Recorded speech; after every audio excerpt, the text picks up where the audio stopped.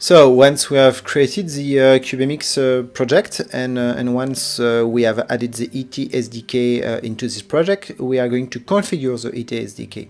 So for that, in the project, we have to create a new folder in the core inc directory. This folder is IT_SDK. Thanks to that, the link in the compilation will be made correctly.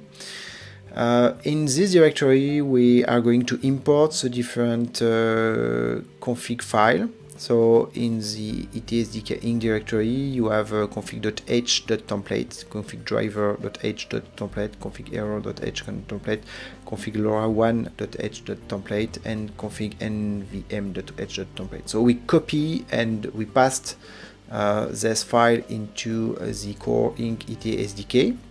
And then we are going to rename them to remove the template extension to have the H file done.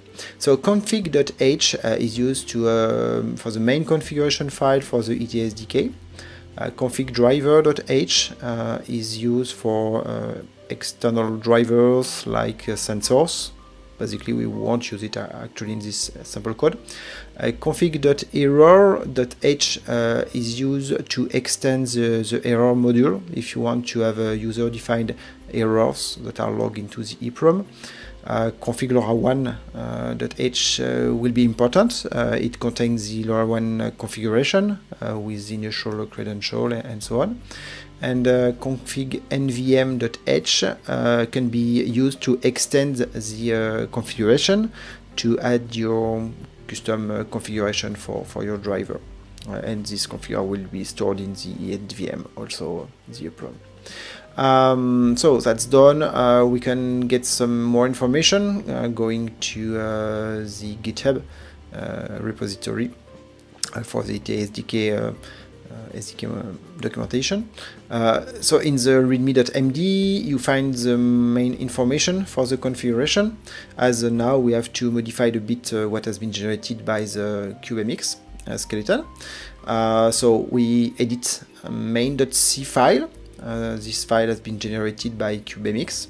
Okay, and in main.c file, so we have a part where we can include custom includes, so we can copy and paste what is coming from the GitHub. Make sure you do this in a user code part. Thanks to that, you can regenerate your cubeMX skeleton without having to redo this. Then in the setup files, we are going to call etsdk_setup function. This function will automatically set up the SDK. And in the while one, we are going to call the etsdk_loop function that will be used also by the SDK. Now we are going to import another template. It's a project main template, so we copy and paste it into the core source directory, and we rename it to remove the template extension as usual. So this project main is really the main entry point you have to consider. So it contains actually a sample code for getting started, so we will be able to remove a lot of things in it. What is important at this point is the two function project setup and project loop. So they are the function called by the SDK for the setup, so at the initiation of the SDK, and the loop, which is not a loop as Arduino, it's a loop on wake up. Now we are going to edit the config.h. So config.h file contains all the configuration for the SDK and the device. So you see that the platform here is by default the right one. We are configuring the RTC to select the clock source between the confident clock source between the LSC and HSC. Here we have no I2C, so we can inactivate it by setting I2C with none. So we have to review each of the configuration, and this is documented on the left side. For the logging system, here the logging is set up to allow to have error warning and info level on the UART2, so we can check that to ensure editing logger.c. So we have the definition in logger.c of this configuration. So you see that the first quartet is for files, the second one is for certain UART and so on. So as we are using the LP UART, it's the second quartet. So we activate LP UART. Here we can set the different internal logger. We can activate or unactivate them. We have the different low power wake up trigger, and also the different components we want to help during the low power mode.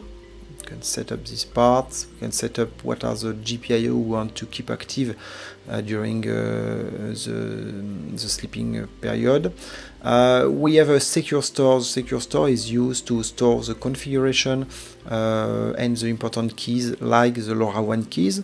So they are stored in the EEPROM, but they are encrypted before being stored. We have a console. The console is allowing to change the configuration, access to the status of the device and different information. So it has been enabled here, and there is a password to access the console. It's actually changed me, so you know what you have to do.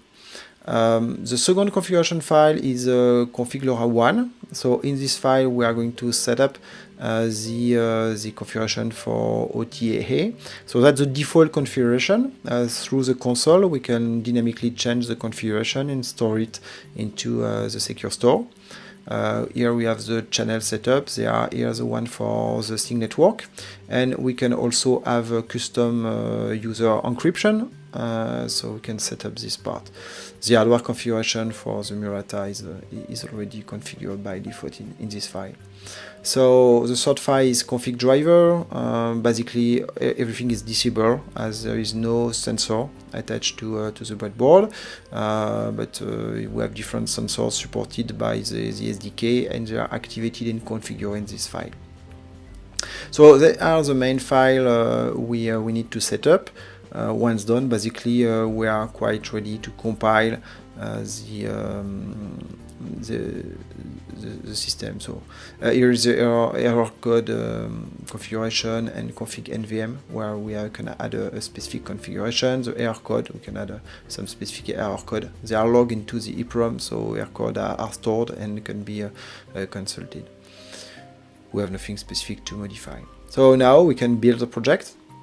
Okay, and we can start uploading our file.